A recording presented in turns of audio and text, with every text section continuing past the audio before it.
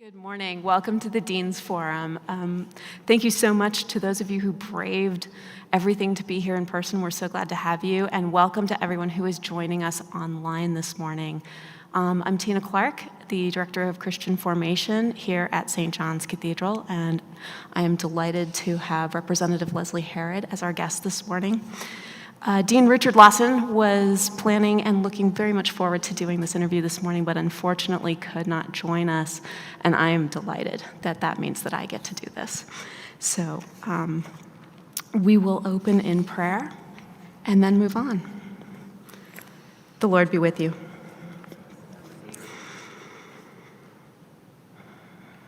Grant, O God, that your holy and life-giving Spirit may so move every human heart, and especially the hearts of the people of this land, that barriers which divide us may crumble, suspicions disappear, and hatred cease, that our divisions being healed, we may live in justice and peace.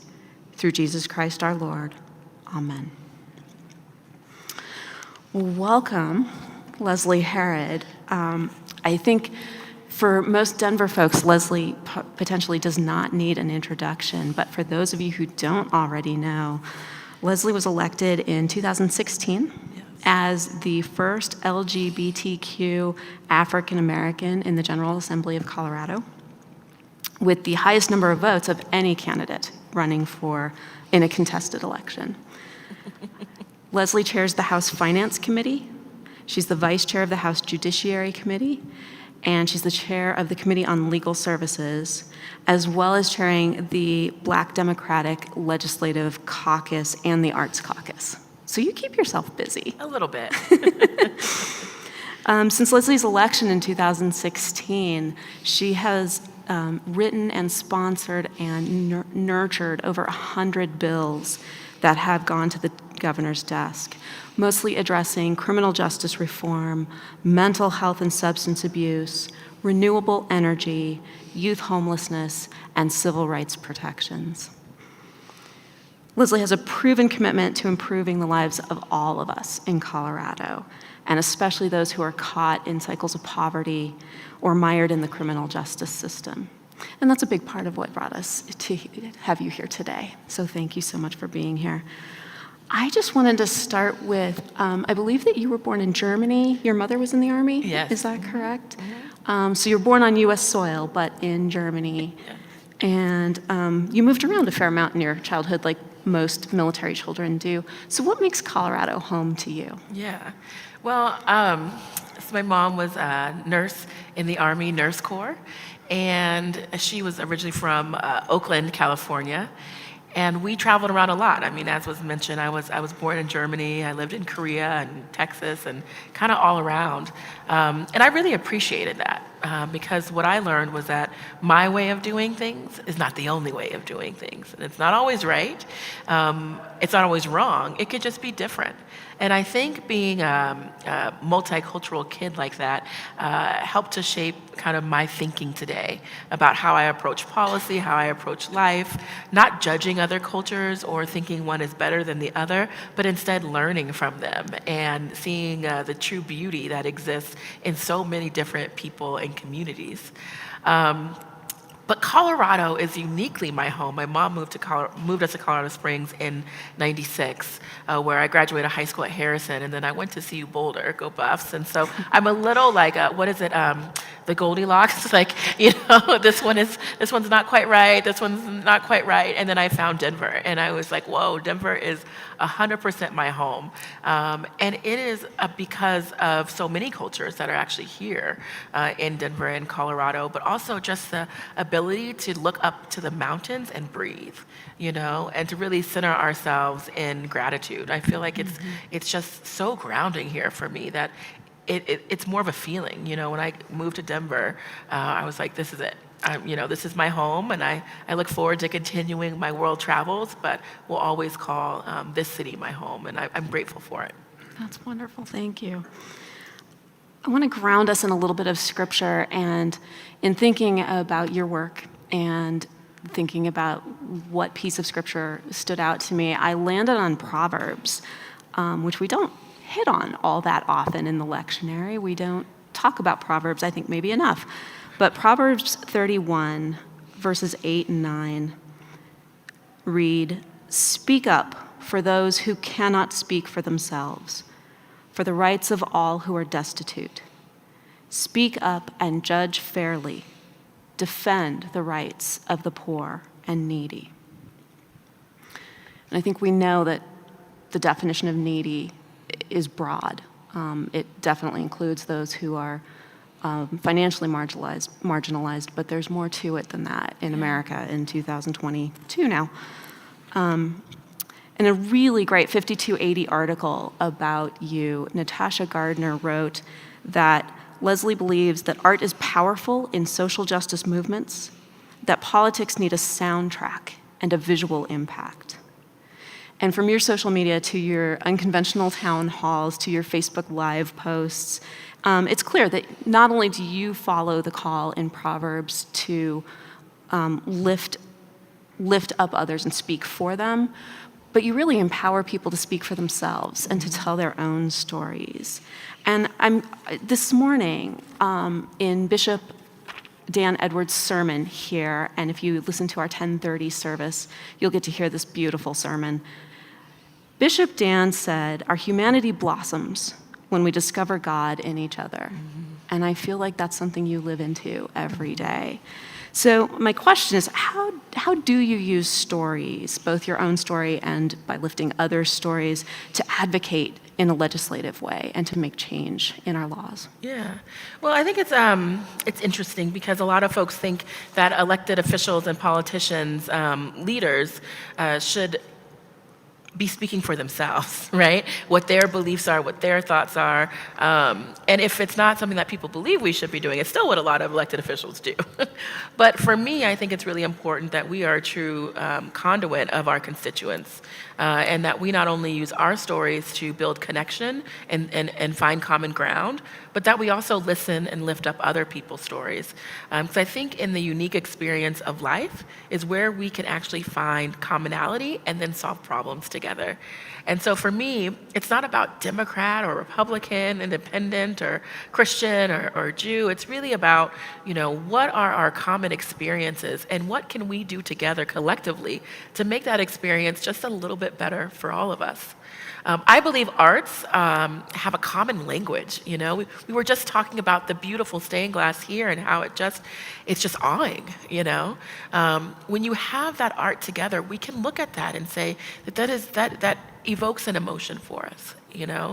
And art does that. So as we kind of center ourselves in this MLK holiday, we know that the civil rights movement was driven by gospel. Like you can hear the movement and you can hear the songs when you think of it. But that is not unique. Every movement in the history of this country and this world, really, social movement has had the arts at the center of it. So my uncle was actually a short-time member of the Black Panther Party. He was an artist in Oakland, California, and he used his art to express some of the pain that they were going through at the time in Oakland. And as you know, the Black Panther, it's an image. You know what a Black Panther looks like, and you know the imagery of that time in our nation's history. That's art too. And so as we think now about how we're going to move in the direction of social justice, we have to think about the artists. And we have to put them center, maybe even more so than the politician, because the artists are the ones that help us tell our stories in a way that truly connects with people. And so that's why I do work with artists so much. I'm actually on the board for the Museum of Contemporary Art because I am a lover of the arts, even if I don't like it all the time, right? I don't have to like it to be able to have that common link to begin the conversation. And so that's why I center the arts. And this past year through COVID, past couple of years, we've noticed that the artist community has been so left behind. And that's why in policy, I created specific grants and funding for artists, for art agencies, so that those stories can continue to be told, and that we can actually value the people who share that very special part of us, who hold that very special part of us, which is our stories. And so I believe the arts are so important, and I believe you can see so much of that art and dialogue even through the scripture. The poetry that is the scripture is an art form. And again, it has been so uniting for generations. Nice, thank you. Can you think of a time, I'm going to put you on the spot a little bit, can you think of a time where a story, one person's story or a collection of stories really made a strong impact in getting legislation through? Absolutely. Getting people to listen. Absolutely. Well, I mean, it's so many different things, I think about going to correctional facilities and speaking to the people there and asking, what do you think we need to do to change the system? What could help you out? What would make it so that either you transition back successfully or that you never did what you did in the first place, And what could make you feel just a little bit more human, right? And that's where I got the tampon legislation, because the women, by and large, that's the thing that we need number one. It wasn't what I was thinking, right? It wasn't the first priority for me as I set out with my criminal justice agenda. But as I talked to people, talked to women, and then my own experience with my sister, I realized how very important that little thing to provide that dignity was.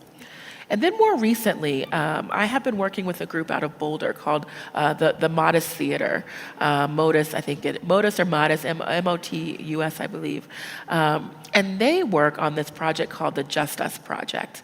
And they are taking stories from folks who are in the system, monologues that they share themselves, or they give to elected leaders like myself or a DA or a sheriff to read for them and to tell their story through their own words. We're not allowed to ad-lib or add anything, just speak their own words. And in working with them, I got a lot of policy ideas, because when you hear the stories, you really realize how injustice in our system really permeates through society right now.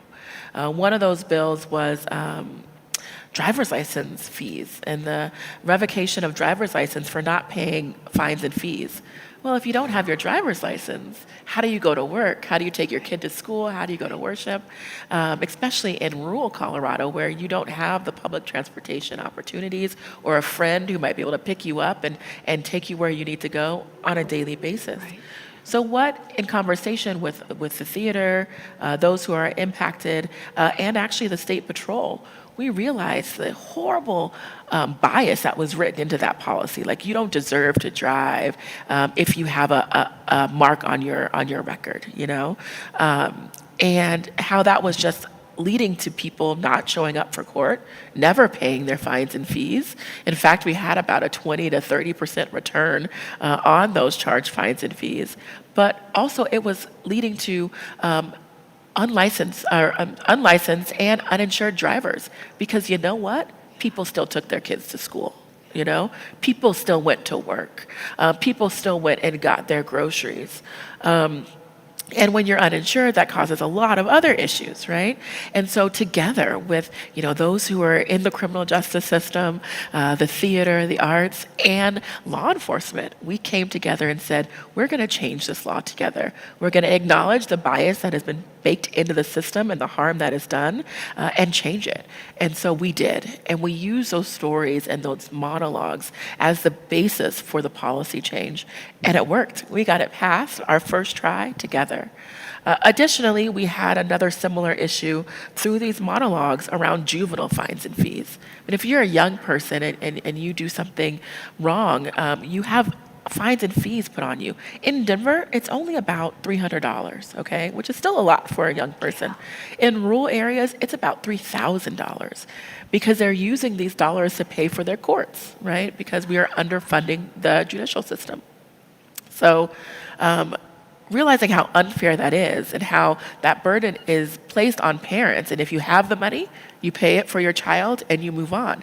If you don't, that child is in the system for years into adulthood, right? And so we said no more juvenile fines and fees in the system, period, across the board. And we used again the dialogues and the stories of a young person to change that law. And again, it was passed with support from very different stakeholders, very different partners who said, you know what, this is the right thing to do. And I heard that through the stories. And so stories really do change policy. And if anyone believes that their testimonies, the time spent speaking to an elected or just speaking their truth doesn't matter, you're wrong. It really can have a huge impact, maybe in the heart of those directly you're talking to, but more likely in the ears that are listening that you don't even know are. And that's what we've seen here in Colorado through the policies we've passed. Yeah. Thank you for that. Those are wonderful. Such an illustration of how privilege builds on itself. Yeah.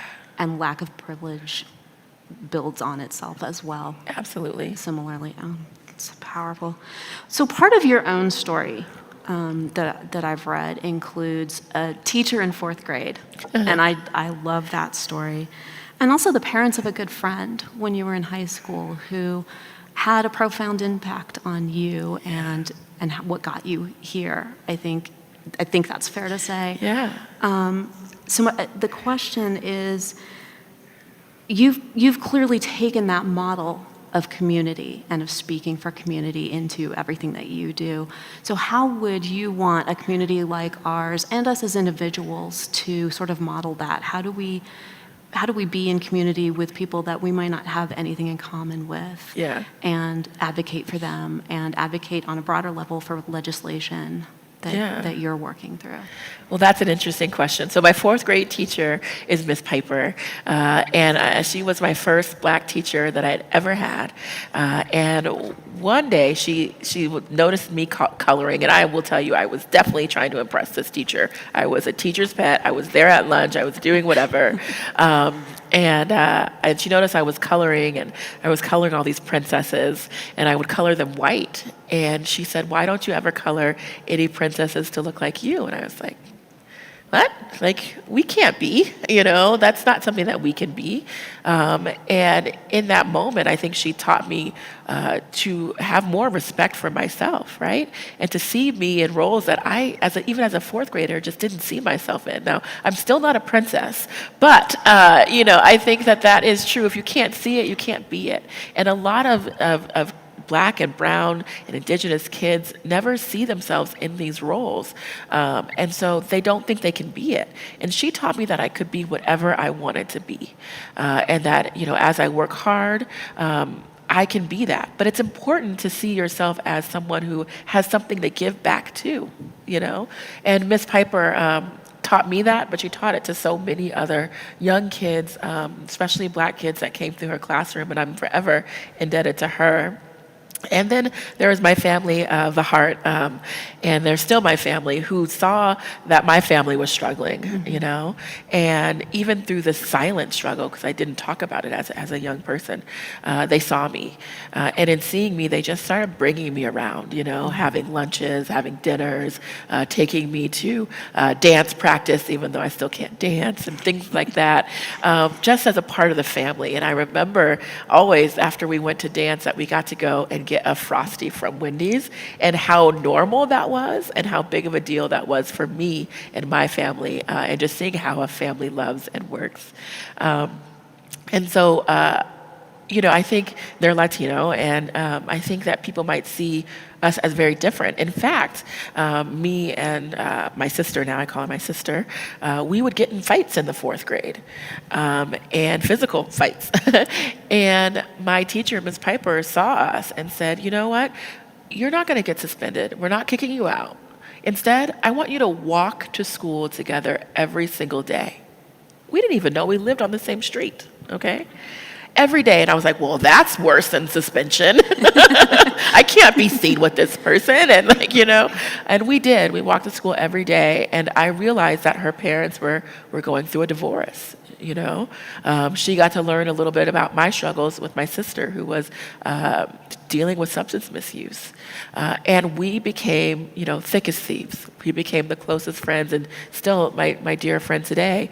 And that's kind of when the family brought me in and said, we are not different. our struggles are actually very similar, and our emotions are similar. We all love, we all pain, we all cry, and it's okay to go through those emotions together, even if we seem so very different on the surface. And so when I think about policy, I think about, how can I lead with love? How can I use that love or even understand the fear or anger, to bring people together, to find that common ground and move forward together? So I think that's really hard today in the times that we're in right now. And I can use the mask debate as a part of that, right? Or, whether or not we have open schools. That is a very, very tough conversation. And I think people can say, I have nothing in common with those anti-maskers, or, people who don't want their kids to go to school. Just, I don't understand those parents. They don't want what's best for their kids, right? It's a very polarizing conversation. But it's actually not as different as we think it is. In fact, there is so much more similarity, and that's in fear. We are so gripped as a society in this fear right now through this pandemic that we're not seeing the commonality and the humanity that exists within each of us. I don't think that it is uncommon to want to be healthy or to not want to get someone else sick, right? I don't think it's uncommon to want the best for your children, right? Whatever you think that is. It might be, you might disagree on what that is, but that fear and that desire for what's best for your child is commonality and is uniting. And if you can start there with some of these very difficult conversations, I think we could get much further as a society and as a group, or even just as friends and neighbors. And I hope that we can try. I hope that we can try in this moment, in this year, to recenter ourselves back in that love and that seeking of understanding of each other before we jump to conclusions or before we dismiss or before we even grow, I think, hatred in our hearts against certain people. Because at the end of the day, I think our desires are just very, very similar. Our goals are very similar. We just might not have gotten on the same path together, but we can get there. Thank you. So speaking specifically about law enforcement and criminal reform, which clearly is something that you've worked a great deal on, a couple of questions. You've sponsored and written so many reform bills, and so many of them have been passed and signed, and it's wonderful. But tell us a little bit about why reform in this area is so close to your heart and why it matters so much to you. And then let's talk a little bit also about what are the systemic influences that complicate, and I think a lot of us have some idea of them, but I'd love it if you could go into some specifics and in depth, the systemic influences that complicate the criminal justice and the prison system. Absolutely. I mentioned this a little bit, but my sister has been struggling with substance misuse for about 30 years and has been in the criminal justice system for about that long. She's out now, and I'm proud to say she just finished her second semester of college and is doing quite well. Honor roll, which is very proud of her for being able to do, but still has the same struggles as so many of us, how to purchase her books, how to pay for tuition and things like that, which I'm so proud to see her going through in a productive way. She's doing really great. But growing up, that wasn't what we saw. My sister I'm not allowed to say much older than me anymore, but she grew up in a different household than I. She's 16 years older than I, so, we grew up very differently, different fathers. And, my mom went and joined the military because she needed to leave Oakland because it was very toxic for her. And my sister stayed with her father, who they have a very close relationship. But in the time around my mom left, my sister was sexually assaulted. And I didn't know that until probably I was about 28, because we didn't tell those stories, and the mental health challenges that she faced was really around that trauma. And we didn't know even how to talk about mental health, right? Or how to talk about the depression she was feeling, or the anger, or the rage, or even how to identify it. And so she turned to drugs. And she, kind of stayed there and was incarcerated sometimes for, under 3 strikes you're out policies or no tolerance policies around drug use, or the crimes of desperation that happen around that. And it just struck me so much to think, if we would have asked my sister why at the beginning, and gotten her the help that she needed at the beginning, she would be in a very different situation right now. Probably one more similar to mine, you know? But we didn't. We didn't know. The system didn't ask. And so she stayed there. And her kids are feeling the intergenerational trauma from that experience as well, my nieces and nephews. And so I think of the criminal justice system a lot through my experiences with my sister. But I also have that family of the heart I told you about. My mom and dad on that side who really took me in and helped me to be raised in a family. And my dad is law enforcement. And he's a 30-year correctional officer, retired, at Supermax prison. And, you know, we talk a lot about what we need to do to make the system better. And from his perspective as a brown man who is, retired from law enforcement, we talk about how to make the profession better. Because it really struck me that when, my nieces come around, my sister's children and nephews, but the young ones in particular, he doesn't always talk about what he did for 30 years that put food on the table, that helped us to ground ourselves in our values as a family. Because there's shame there. You don't want to be tied with an industry or, law enforcement that has such a bad rap right now. And so we talked about that. And I said, why are you, shying away from these conversations? Because quite frankly, I'm so proud of what you've done and how you have led our family. And it is because the profession has a taint on it right now. And so when I think about law enforcement accountability and the work that we did there, it's not because I don't like law enforcement. In fact, the best man I know is law enforcement, the best man I know. But instead, it's to bring up that profession. He started as a groundskeeper at 19 at Supermax prison and worked his way up to the head of internal investigations and the lead trainer for the Federal Bureau of Prisons. And, that took a lot of work. But what he did to make sure that, what happened behind those walls was there was integrity behind it was important to me. And when he interacted with those inmates, and as you know anything about Supermax, they're a very tough situation. He never had to draw his weapon on anyone because he gained the respect of those who were on the inside. And that is how I lead my policy, is really by talking to those two different, unique experiences, my father's and my sister's, and thinking about what we agree on about how we can make the system better for everyone. And that is more mental health services for everyone, those who are incarcerated or those who are addicted, and the officers that work there. So important that we all have those services, and the family members that are impacted. That's why I created Caring for Denver, But then also ensuring that those who we put with such high regard in our society and who have the ability to take our freedoms, but the specific goal and duty to serve and protect are actually fit to do so, right? Fit to serve and protect. And so that's what we do. That's what I do and how I lead my criminal justice reform policy is really through those unique experiences.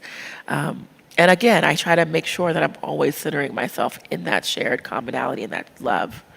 And when I think now today about, what's going on in our society right here in Denver, we see people hurting. We see the tents, right? We see the substance misuse. We see it rampant in our society right now. It's happening across the globe, to be clear, right? We know that COVID has really put a strain on our system and then highlighted a lot of the issues that we haven't addressed. But what we also see are sheer crimes of desperation.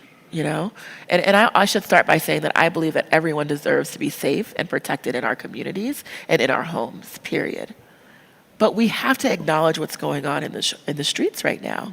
And there are crimes of desperation. People are committing more low-level crimes because they want access to drugs, because they're feeding themselves or their families, or they're just upset at the way that society is right now. And I think if we acknowledge that and really start looking at those crimes of desperation and how we can change them and solve them, we will get together. We will see more progress in society, as opposed to the '90s tough on crime, aspect, or war on drugs aspect. We know that that doesn't work. But if we can get more people treatment, right? If we could approach people with more compassion and love, I know we can get together as a society and tackle some of our toughest issues. That means getting people mental health treatment. That means getting people housing, right? That means ensuring that people can afford to live in this very expensive city that is Denver. And that's really what I will be focusing on moving forward as we kind of navigate these really tough waters we're in right now. Thank you. Thank you. So, correct me if I'm wrong, I believe that you're on the record as saying that we should close the prisons. Is that correct? No. Okay, good. I'll see if I can find where I read that and send it to you. It probably has been written, but I am not an abolitionist. Good. I think that I have nothing against abolitionists, and some of my very close friends are abolitionists. And then some of the activists that have helped to lead some of these policy changes. But again, I am grounded, I think, a lot in my father. Yeah. There are some people who need to be in the correction system, but that does not mean that we need to have a correctional system that strips the dignity away from those people, right? Or doesn't allow true rehabilitation, or really, I think, harms society, right? We can have both. And so I do not believe that we shouldn't have prisons in our society. I do believe that the way that we have done our criminal justice system is wrong, right? I don't believe my sister deserved to be in prison for 30 years on and off. I think she needed treatment, I think she needed a pathway to be successful. And she did not have that, especially when, you have a felony on your record and you cannot work, right? We're changing those laws now, and I think that's part of why she's being a lot more successful. And so it's complicated. But I am not an abolitionist. I do think that we need jails. I do think that we need prison. I do not think that your stay in jail or prison or your conviction should be based on your income, right? Or your ability to pay out of it. I think it really should be just and fair. And that's a really hard place to get to. There's not one law or policy or person that can make that happen. It's going to take all of us to really, as I say, kind of look at each brick of injustice that has been built up in our criminal justice system and pull those bricks of injustice out one by one. Maybe it's the juvenile fines and fees, or the driver's license revocations, or the, felony drug possession laws. Pull those bricks out and replace them with bricks of justice, with substance abuse treatment, with housing, with these education, with these bricks that we know work to build up a house of justice. And so that's really what I try to focus on. I love that image of pulling the bricks out and replacing them with better bricks. Thank you. Glad we cleared the record on that. In 2019, I'm going to switch a little bit. In 2019, you sponsored a bill that I don't think gets enough attention because I think it's groundbreaking. And it goes into effect, I believe, next year, which was a Kickstarter $100 account for every newborn in Colorado. Is that correct? Yes.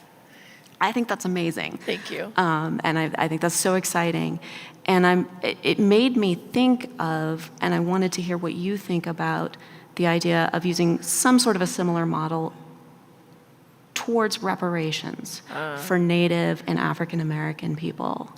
And if you have any idea of how that might work, how could you passed this bill. Yeah. So how could we look at that and have a conversation about reparations that doesn't just shut people down or create more division? Yeah. Well, College Kickstarter, actually, it is in effect. So it's already been in effect for, I think, a couple years now. For every newborn baby born or adopted in Colorado, you get $100 to start your Kickstarter account. It might not seem like a lot, but for a lot of families, quite frankly, it is. And if that compounds, by the time that child gets ready for college, they have a little pot. But more importantly, it makes college feel more accessible because you're getting those statements every month. You're thinking about college. And if, I don't know if people still do this today, but if anyone's like my grandma, I would get, $5 when I turned 5, $6 when I turned 6, 15 when I turned 15. And instead of using that money for candy, if that went into a college Kickstarter account, I probably wouldn't have student loans today, you know? But more importantly, it gets us to think about college, especially those young people who don't. But it helps those families who don't typically think of savings to think about their savings as well. And what we see is that more of those families then are starting to invest in retirement where they never had before, or vacation funds, or just really having a relationship with a bank. And so it really works quite well, especially here in Colorado and in places that have had them for a while. But little known fact is that if you are low income, if you are a person of color or indigenous, that college Kickstarter, that $100, actually is much more, maybe in the thousands, because of all of those other programs that we're able to wrap around you. So if there's any newborns born, you have 5 years to open that account. I see a one back there. Make sure to start that. Make sure to start that account through College Invest. And I will say that these accounts cost the state of Colorado $0. Because if we have anyone finance here, you know that it's kind of a nice proposition to have someone put $100 into account for this child and then they don't touch it for 18 years and that money then grows. And so we're able to fund the entire program through those investment dollars. So it's of no cost to the state of Colorado, which is really, really great. So yeah, I'm excited about this model because we can use it for a lot of things. Yeah, we can use it for reparations. We can also use it for housing, A program that I'm looking at right now is really interesting because we have a lot of housing vouchers in Colorado. I know we're on time, so I'll be quick. We have a lot of housing vouchers in Colorado. We give them to foster youth or those who have substance misuse challenges or those who are reentering into society. And these vouchers, maybe it's $800 a month that you get to put to your housing. But if you're working, you're asked to put 30% of your income to your housing, right? Which sounds like a good idea, but then that money just goes away. It's not like you're investing it in your mortgage, it just goes away. But that voucher is, if you're not working, you're still going to have your housing paid for 100%. So it kind of disincentivizes work, right? But it also is an unfair proposition because these people who are voucher holders are not able to invest long-term in their futures like someone who is a mortgage holder may be able to, right? And so I say, well, why don't we create an account where that 30% then goes into an account that once you're done at that voucher program, which is usually about 6 years, you and your family can then withdraw all of that 30% that you've been putting in monthly to use to put on a down payment on your own home or to start your own business. And if you are in a financial literacy program, you can do just that. And so we are looking to build that right here in the state of Colorado. We've already gotten some waivers from HUD to do so. And the program, again, will be self-funded because we'll allow those interest dollars then to make sure that the program can continue on and be solvent. And so there are ways that we can rethink even our most humane, I think, policies or our social welfare policies to make sure that they are really teaching the values that we want to teach, but also lifting up people, right? Because as soon as you're off that voucher, you got nowhere to go. You still can't afford to live in Colorado. You still don't have that $3,000, $4,000 you need for a down payment on an apartment. But if we took that 30% and separated that out into an account for you, you will, right? And you'll have something that's your own, and you'll be proud of the money that you earned and that you saved. And so that's something that we're looking to do. And I'd like to look at that, building wealth, right? In every aspect of our social policies. And with the federal dollars coming in now, we have so much opportunity to be really innovative and creative and to work with the private sector, with the government sector, and the philanthropic sector to make real changes in people's lives that will last far beyond this pandemic. Nice. I just want to follow up really quickly. So Tom told us that they're already on it with their newborn, and they've got that already set up. How are we making sure that families who may not be super in the know about these things, may not have a lot of financial literacy. What's in place to make sure that when they have a child, they know how to get that going, and do they have support to do that? Yeah, so that's a great question. We made sure to say that you can do it up to the age of 5 because there's a lot of people who don't have a lot of contact with government agencies or, with anyone until their kid is in school. And so we put it in those welcome packages as well for preschool and kindergarten. We're also working with the medical profession so that OBGYN, the gynecologists, and know to give this information, and hospitals know to give this information to birthing parents, which I think is really fun and exciting. We're also making sure to advertise it. Again, it's quite frankly, we're not worried about solvency here. We're able to do ads on television about Kickstarters, and we do it in multi-languages as well. And so we're trying to get the word out as much as possible, but we're going to have to start to, share that information as well ourselves and let folks know that this is available. And as it does, I think it'll just become a part of society. Like, oh, we got a newborn, let's open this Kickstarter account. Or, Auntie Leslie is going to open your account, or, Grandpa Steve is going to get that going for you. And as you grow, we're going to look at those statements every month, and we're going to think about and dream about who you're going to be and where you're going to go to college or how you're going to utilize these dollars. And so it's a really fun opportunity that I think is much more valuable than a toaster for opening a new account. Absolutely. You know what I mean? And so do help us continue to spread the word on those Kickstarter accounts. Yeah, churches should be a part of that. Absolutely. For sure. Absolutely. Thank you.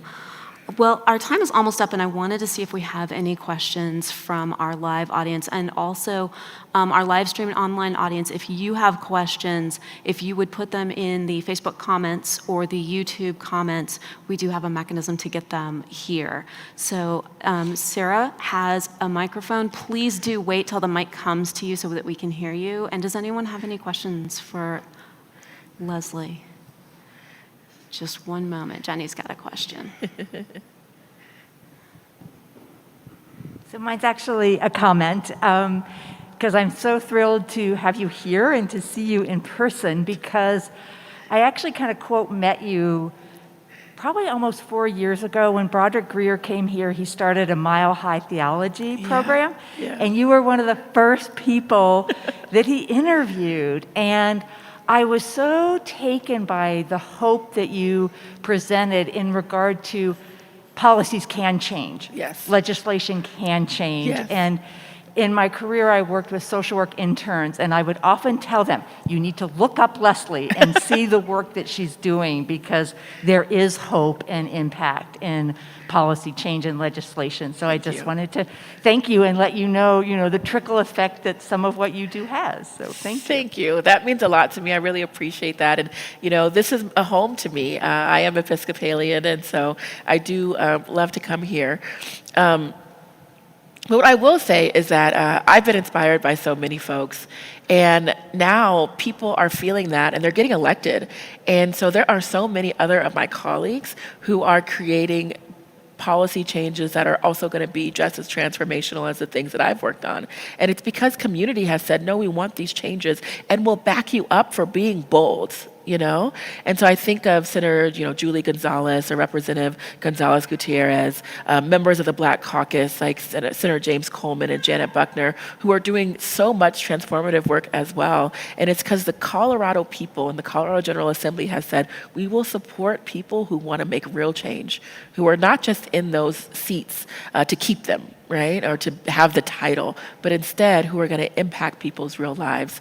That has now become a part of who we are in the Colorado State Legislature, and I hope that will continue, but I know it will because of people like you all who are supporting us as elected officials in doing that work. So thank you.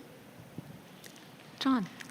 Yeah, I want to also thank you for all the work that you do, because in terms of politics or policy or any of that, what you do and what your job is really affects us on a daily basis, not just on a macro basis where most of us think of politics on a macro basis. And that's kind of the side question that I have on that.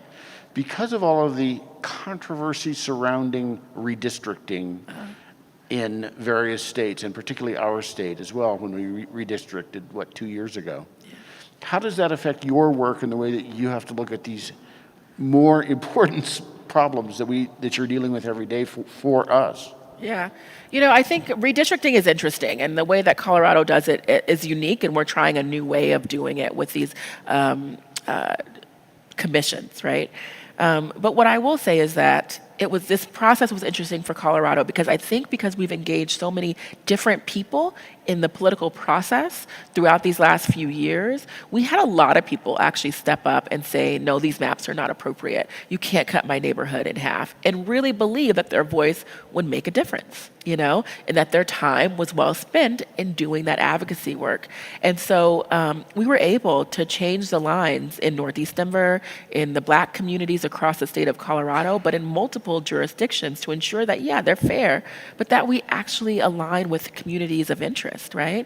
And that we don't leave things like, John Lewis's Voting Rights Act in the past and say that, we can gerrymander these districts however we want for the best political gain for whichever party, but instead really look at communities. And so we had turnout in these hearings much higher than we've seen in other states because people know that their voice matters.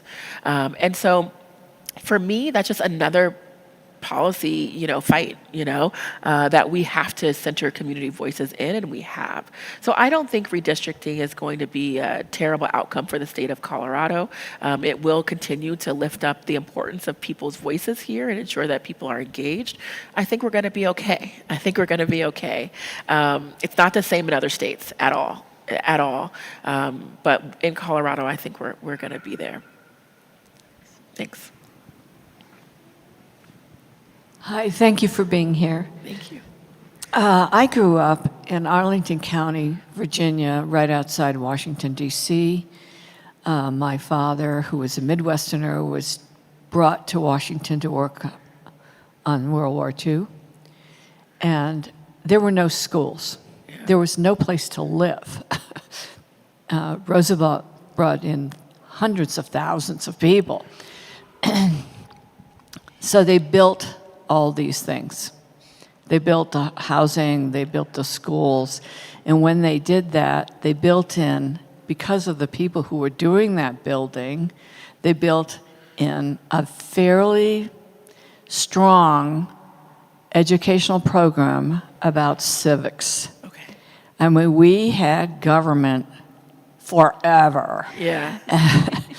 And what strikes me now, I'm in my 70s, Yeah. is how many times I hear, just in daily life or with the January 6th, et cetera, this lack of knowledge. I mean, that's my personal opinion. We have got to, in my opinion, bring that back to all of our schools on all levels. I mean, even starting at age 7. Yeah. So, I don't know much about Colorado schools. My kids grew up here. They're highly educated. They went to Littleton schools, and they're doing very well. Thank you very much. But it has struck me even then that I have these upper middle class kids who have gone to college, who are married to people who are making good livings, and what they don't know about American government is appalling. To Yeah. me. Yeah. They're my children. Yeah. So I just wanted to see if you have any comments about that. Yeah, I do think that we need more civic education as a society as a whole. All of us, and it's different. It's interesting because it's different in every state.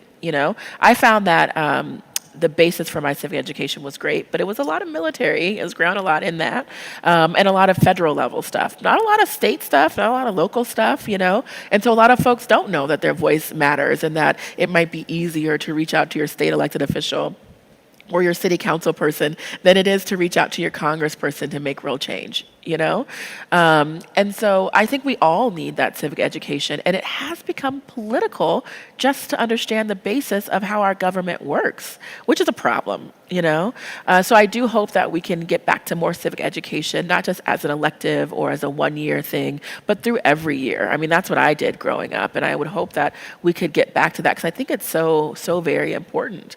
And then we gotta really learn about American history. even if it's not the best parts, right? Even if it's not the part that you're the most proud of, But we can't whitewash it, We have to talk. I mean, can you imagine not talking or learning about Dr. King in grade school? Right? That's just not okay. Not learning about the differences of the civil rights movement, including, the Panthers, the Black Panthers and all of that, that's not okay. Or not really understanding the farm workers movement. We have to do that. We have to learn about Colorado history, about U.S. history and global history, if we don't want to repeat the mistakes of the past. And so it's incumbent upon all of us to, I think, push on our education system to do just that, and also to push on society, our friends, our neighbors, our families, to say, we need to learn a little bit more about something we don't know. Yeah. And I know we're closing, but I'll tell you one more story. Growing up, I didn't know hardly anything about Jewish people. Anything, right? I mean, just didn't. And there wasn't a lot of Jewish folks in the military at the time. And I just remember being in college and telling one of the people that I asked to be on a commission with me, the Cultural Events Board, and said, you're Jewish, we don't have Jewish folks, I'd love for you to come and be a part of it. And then the Jewish Student Association came and said, we would like funding for a program. And I said, aren't you all rich anyways? Like, why do you need these dollars? And you're not people of color, and this is not for you. I had no idea how biased and how hurtful that language was. And she got up and walked out, right? She was shocked. And it's because I knew nothing. I was ignorant about Jewish culture. I had learned nothing about Jewish people in my schools and didn't grow up with anyone. She gave me the grace to learn, right? To admit my mistake and to change and to learn more about a culture I didn't know anything about. And again, I think when we do that, when we learn about history, when we learn about who we are, when we acknowledge the wrongs that have been taught to people through discrimination, right, and bias, that we will then become more united as people, right, and see things through more of a common eye. And so not to say that she should hide the fact that she is Jewish or that I am Christian, but that there's a lot more commonality in those two words than we would know. Right? And so I learned in that moment, and I pushed myself to learn more. And I hope that we can all do that, whether it's through school or through other ways of learning as adults, to figure out, what is the truth about this nation? What is the truth about our society? What is the truth about the world? And how can we use that as a foundation for progress? Amen. I cannot think of a better way to end our time together. Representative Leslie Herrod, thank you so much for having been here today. We really appreciate it. Thank you. Thank you. Please join us at 10:30 for our service of Holy Eucharist, Choral Eucharist, and thank you so much for being here.